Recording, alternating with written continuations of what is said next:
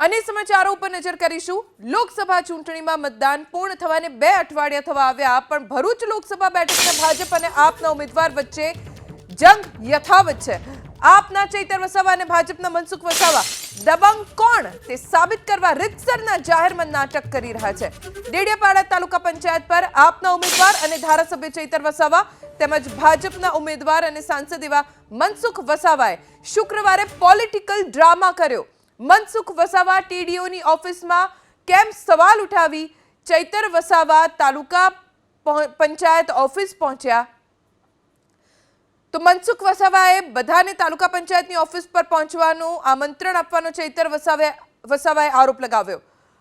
શાળાના બાળકો પણ નહીં ઝઘડતા હોય એ પ્રકારે સાંસદ અને ધારાસભ્ય જાહેરમાં ઝઘડ્યા, એકબીજાને જોઈ લેવાની ચીમકી પણ આપતા નજરે પડ્યા। આ તમામની વચ્ચે સરકારી અધિકારી અને પોલીસની હાલત સૂડી વચ્ચે સોપારી જેવી થઈ ગઈ।